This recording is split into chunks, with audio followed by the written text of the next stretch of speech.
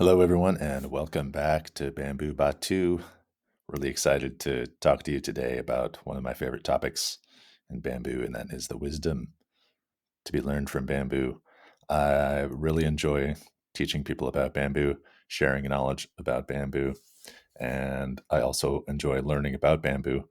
And even more than that, sometimes I think what I really enjoy is learning from the bamboo. There are many lessons to be taken from bamboo.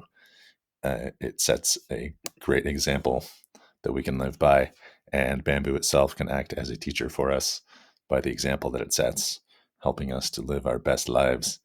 And so today, I want to talk about some of the ways that we can learn from bamboo. If you want to learn more about bamboo, please check out my website, bamboobatu.com, BAMBUBATU.com. Hundreds of free articles. And of course, I've got a couple hundred videos here on YouTube. Please like, subscribe, ring the bell, and feel free to contribute to the comments down below. Always like to hear from you guys and see what is on your minds. If you have ideas for future videos and topics I haven't covered yet, I'd always like to hear that.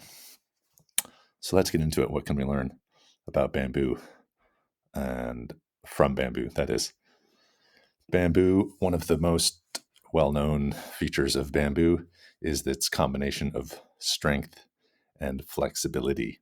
It is one of the strongest, woodiest plants on earth, and yet it is also one of the most flexible. So it's that real special combination of strength and flexibility that makes it such a graceful and beautiful plant, like this gigantic chloa here that I photographed in the Philippines. And it's beautiful to observe, and it also sets a good example for us, um, reminding us to always be strong, but also maintain that flexibility, not only in our physical bodies, but even more so in our character, in our spirit, in our personality, to be strong, but also to be open and flexible. At the same time, to maintain strong roots.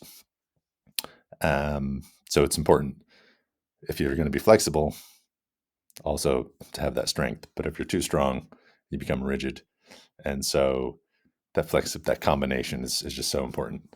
But like they say, if you don't stand for something, you'll fall for anything. So don't be too flexible. Always keep a bit of strength and integrity in your character. Something else that is well known about bamboo is its growth habit. There's a well known expression: the first year it sleeps, the second year it creeps, the third year it leaps. So it can be slow to get established, bamboo grove or bamboo clump.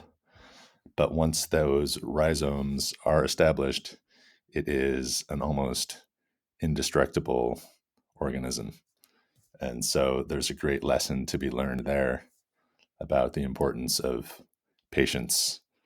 And if we want to go far with purpose, we need to have a solid foundation, and we need to take time in our lives to build that foundation, to have a clear understanding of that foundation and a clear sense of purpose.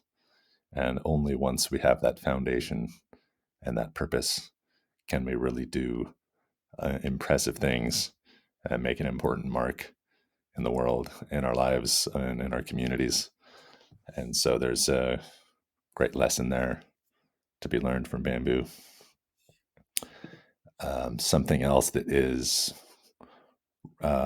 makes bamboo unique and a well recognizable characteristic are those hollow culms. Most species of bamboo, of course, there are exceptions, which you can read about on my website. Most species of bamboo have hollow culms like this, like most grasses. They're hollow on the inside. I even wrote a, uh, a haiku about this. I write a lot of short poems, limericks, and haiku. Haiku is a traditional Japanese poetry form. It's short and has certain numbers of syllables in each line. haiku goes like this: upright, flexible, never too full of itself, honest like bamboo.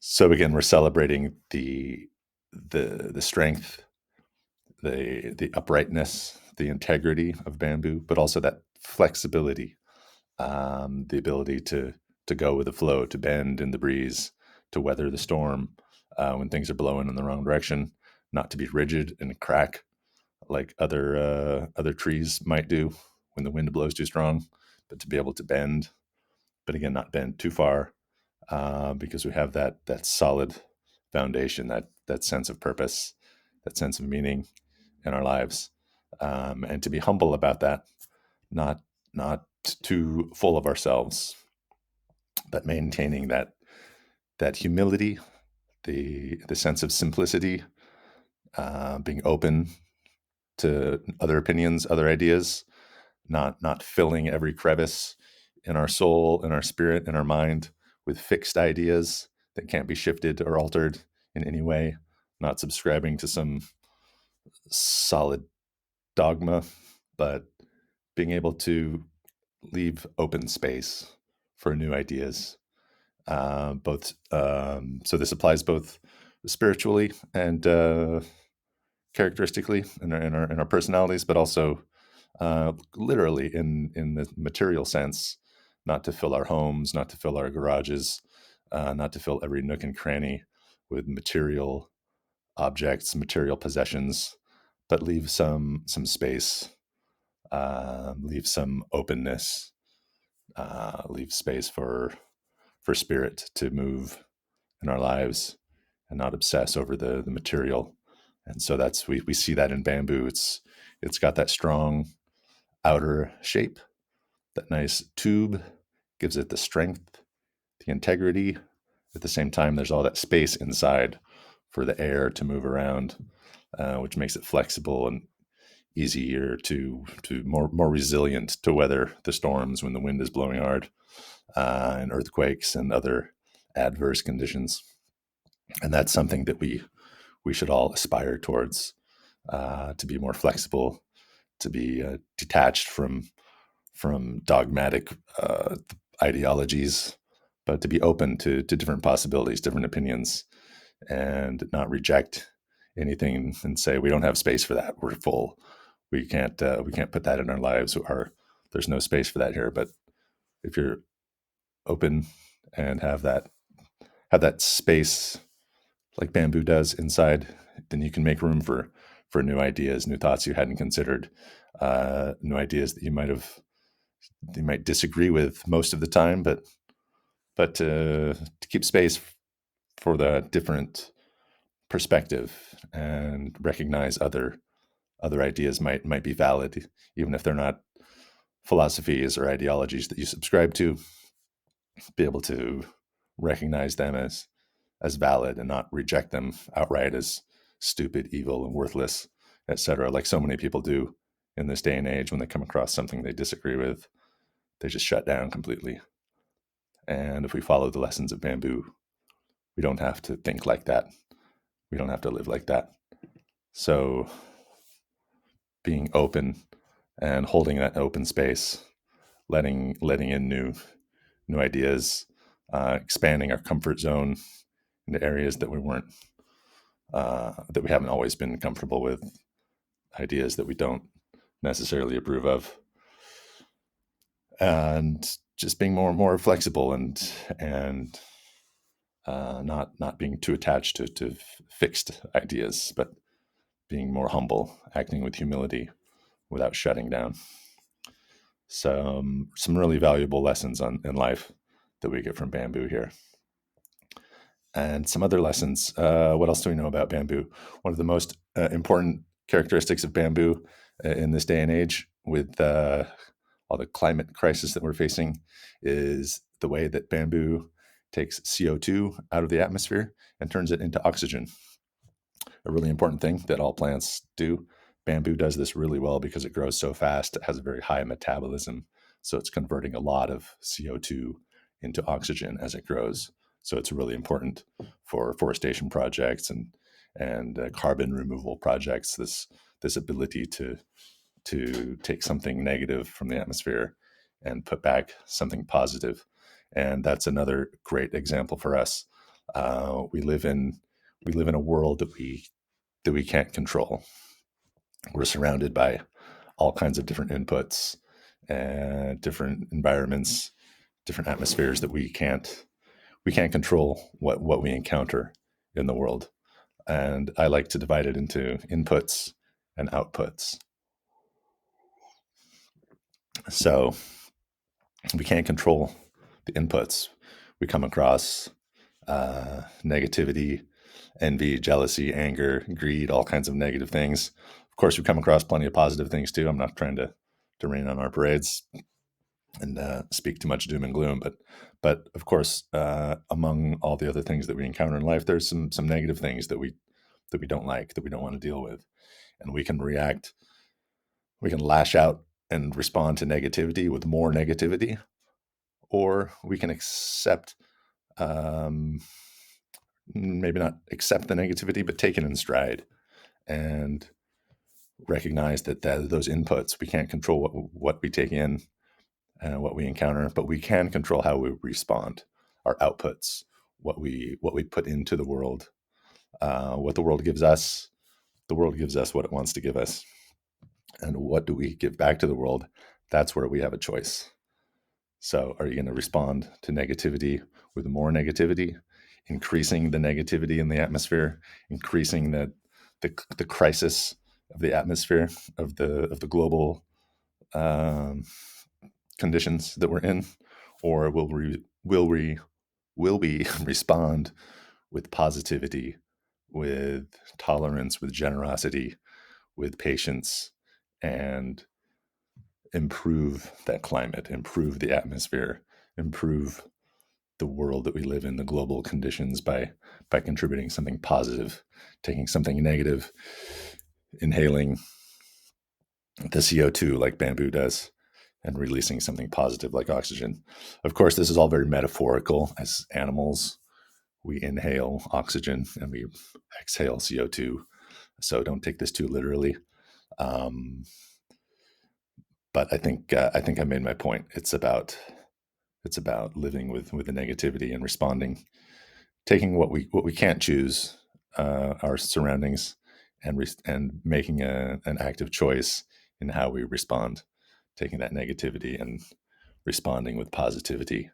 And in that way, if everyone did that, the world would get a lot more positive. But a lot of people insist on justifying their negativity because they've been exposed to negativity. The world gave me this, therefore I'm going to give it right back. And then we end up in this vicious cycle. But instead, we can break that cycle and say, hey, I'm taking in the negative stuff. I'm going to accept that, and I'm going to contribute something positive into the world, make things a little bit better. So that's a great example of bamboo, how it's able to do that through its metabolism, like any plant or tree or bush or anything that photosynthesizes does that. But it is definitely a feature of bamboo. What else can we learn from bamboo? Um, so many lessons from bamboo. It's quite amazing when we think about it, especially if you think about it as much as I think about it, and I do spend a lot of time thinking about bamboo. So bamboo has an interdependent life force, this rhizome network that exists underground, and it is truly amazing.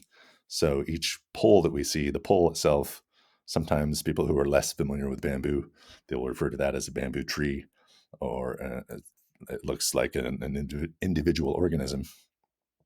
In fact, it's more like they're more like branches from a single organism, because the real organism is in that rhizome network.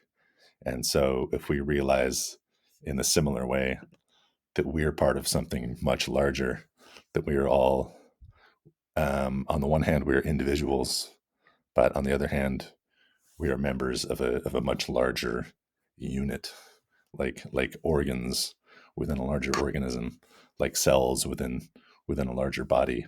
And by damaging other cells, by damaging other poles, by damaging other individuals, we are damaging that larger organism that we are part of. But by supporting, um, by helping out those other individuals, we're actually helping ourselves, improving the health of our own organism, our own ecosystem.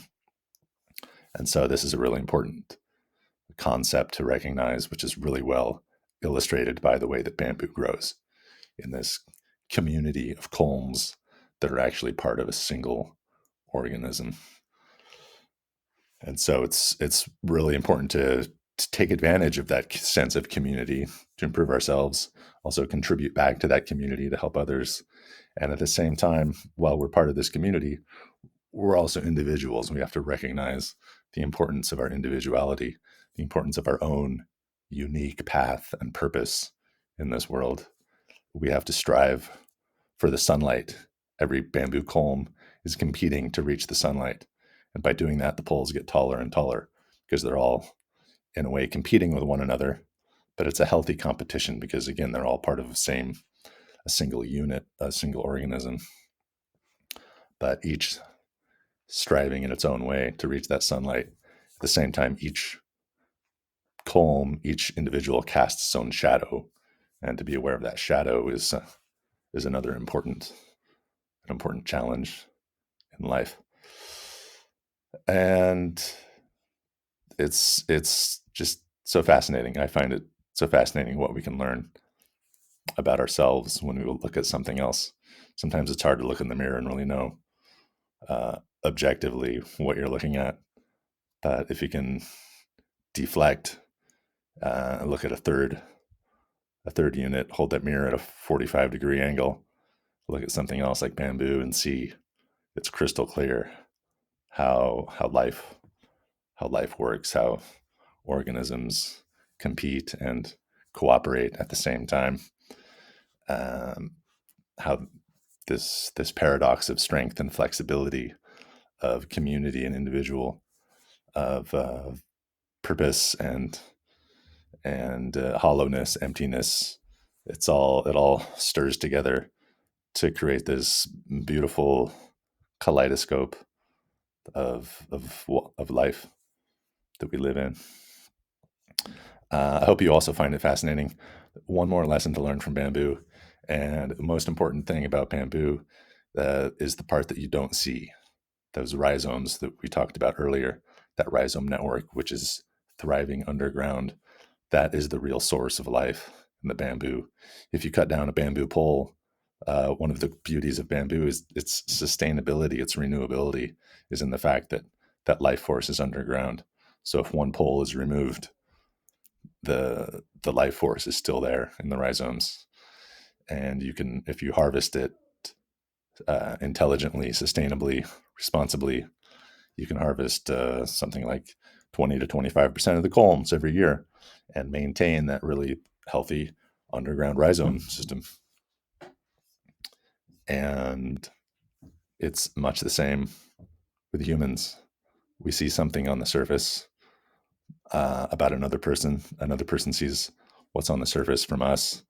It's only the tip of the iceberg, what other people can really see about us in a single conversation, and vice versa, what we see about them. But what's really happening, that real substance, is much deeper. So it takes time and patience to be able to see that substance in another person, and to cherish that substance of what is within and what we can't see. And it's so important. And if we lose a few things on the surface, if we lose a bit of our reputation or some superficial quality that the world perceives about us, it doesn't necessarily affect the true health of the spirit of the organism. We can thrive with a rich inner life, even though what you see on the outside might not be always so shiny and beautiful. And I hope you found that helpful and useful and inspirational and insightful. I think there's so much to learn about bamboo. I learn more about it all the time, and it's great to stop, to take a step back from the botanical, taxonomical, biological facts and data points, and look at it as an example for spiritual growth and personal development, because it has so many lessons to teach us.